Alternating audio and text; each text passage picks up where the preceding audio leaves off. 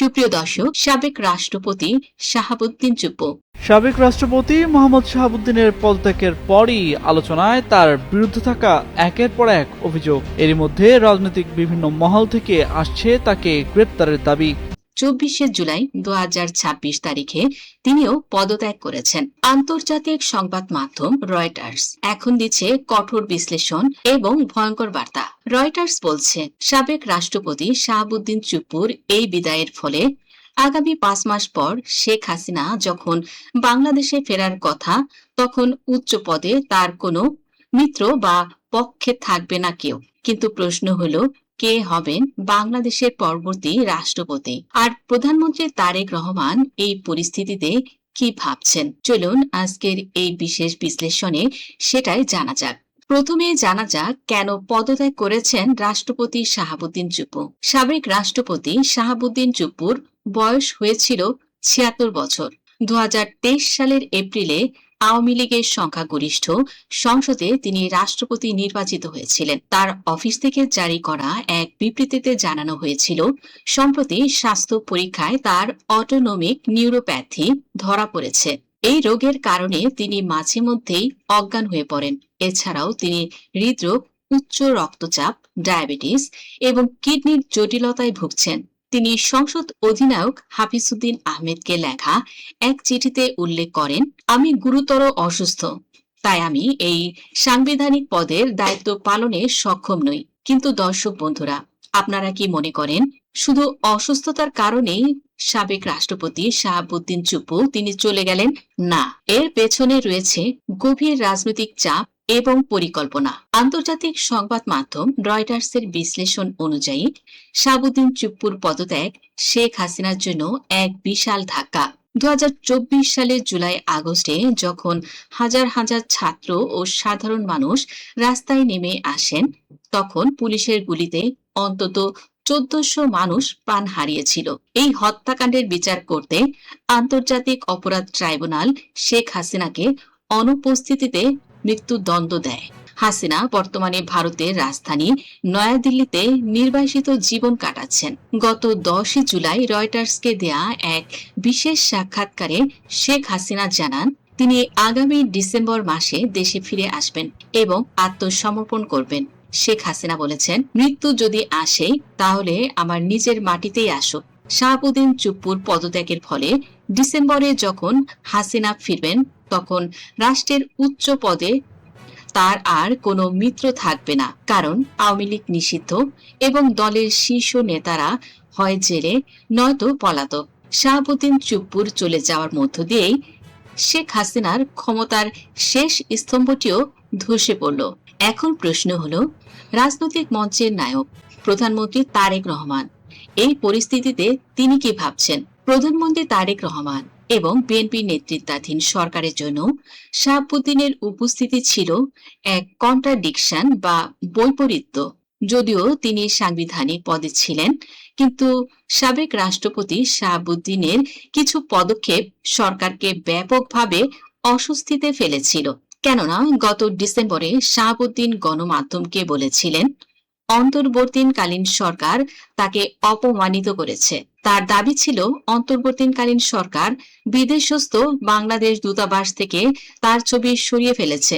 গুঞ্জন ছিল যে সম্প্রতি তিনি ভারতের উদ্দেশ্যে শেখ হাসিনার সাথে টেলিফোনে কথা বলেছিলেন, যা তৎকালীন সরকারের কাছে খবর হয়ে গিয়েছিল।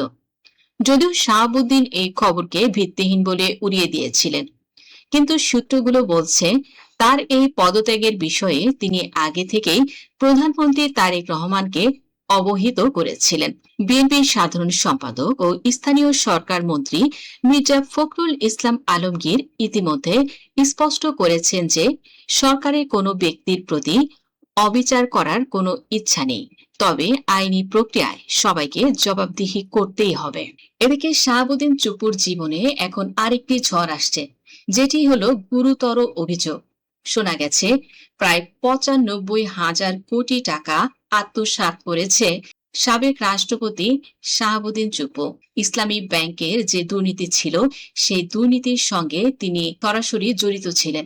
ব্যারিস্টার রুমিন ফারহানা তিনি দাবি করেন, এই চুপ্পুকে কোনোভাবেই বাংলাদেশের বাহিরে পালাতে দেয়া যাবে না, যে করেই হোক তাকে গ্রেপ্তার করতেই হবে। তিনি ফ্যাসিস্ট হাসিনার দোসর ছিলেন। শাহাবুদ্দিন চুপ্পু যদি বাংলাদেশ থেকে অন্যান্য আওয়ামী লীগ নেতাদের মতো পালিয়ে যায়, তাহলে এটা তারেক সরকারের আরো একটি ব্যর্থতা হবে। এ কারণে শাহাবুদ্দিন চুপ্পুকে দ্রুত গ্রেপ্তারের দাবি জানিয়েছেন ব্যারিস্টার রুমিন ফারহানা। শাহাবুদ্দিন চুপ্পু তিনি রাষ্ট্রপতি হওয়ার আগে অ্যান্টি কারাপশন কমিশন বা দুর্নীতি দমন কমিশনের কমিশনার ছিলেন। এরপর তিনি ইসলামী ব্যাংক বাংলাদেশের পরিচালকও ছিলেন। এদিকে বাংলাদেশের আইনমন্ত্রী মোহাম্মদ আসাদুজ্জামান স্পষ্ট জানিয়েছেন যে রাষ্ট্রপতির পদে বসার আগে তার দুর্নীতির যে অভিযোগ রয়েছে সেগুলো তদন্ত করা হবে। জনগণের দাবির পরিপ্রেক্ষিতে তার বিরুদ্ধে আইনি ব্যবস্থাও নেওয়া হবে। শাহাবুদ্দিন ইতিমধ্যে রাজধানীর গুলশানের নিজ বাসভবনে চলে গেছেন। তার বিরুদ্ধে বিদেশে ভ্রমণ নিষেধাজ্ঞা বা গ্রেপ্তারের সম্ভাবনাও এখন প্রবল। অর্থাৎ এক সময়ের ক্ষমতাধর ব্যক্তি আজ গভীর রাজনৈতিক এবং আইনি বিপদে নিপতিত। এখন আসা যাক সবচেয়ে গুরুত্বপূর্ণ প্রশ্নে, কে হবেন বাংলাদেশের পরবর্তী রাষ্ট্রপতি? সংবিধান অনুযায়ী রাষ্ট্রপতির পদ শূন্য হওয়ার পর সংসদ স্পিকার অধিনায়ক হাফিজউদ্দিন আহমেদী কার্যকর রাষ্ট্রপতি হিসেবে দায়িত্ব পালন করছেন। আইনমন্ত্রী জানিয়েছেন, পরবর্তী 90 দিনের মধ্যে সংসদ অধিবেশন বসবে এবং সেখানে নতুন রাষ্ট্রপতি নির্বাচন করা হবে। আগামী 14 সেপ্টেম্বরের মধ্যে সংসদ অধিবেশন বসার কথা রয়েছে। যেহেতু প্রধানমন্ত্রী তারেক রহমানের নেতৃত্বাধীন বিএনপি সরকারের সংসদে 2/3 সংখ্যাগরিষ্ঠতা রয়েছে, তাই বিএনপির মনোনীত প্রার্থী পরবর্তী রাষ্ট্রপতি হচ্ছেন। কিন্তু বিএনপি এখনো কোনো অফিসিয়াল নাম প্রকাশ করেনি। তবে গণমাধ্যম এবং রাজনৈতিক অঙ্গনে বেশ কয়েকটি নাম জোরালোভাবে আলোচিত হচ্ছে। আর তারা হলেন স্থানীয় সরকার মন্ত্রী এবং বিএনপির সাধারণ সম্পাদক মির্জা ফখরুল ইসলাম আলমগীর, বিএনপির স্থায়ী কমিটির সদস্য খন্দকার মোশাররফ হোসেন, অপর স্থায়ী কমিটির সদস্য আব্দুল মঈন খান এবং একেবারে অদলীয় হিসেবে প্রাক্তন ঢাকা বিশ্ববিদ্যালয়ের অধ্যাপক ও বিশিষ্ট অর্থনীতিবিদ মাহবুবুল্লাহর নামও জোরালোভাবে উঠে এসেছে। সংসদে বিএনপির বিশাল সংখ্যাগরিষ্ঠতা থাকায় নতুন রাষ্ট্রপতি নির্বাচনটি এখন সময়ের অপেক্ষা মাত্র।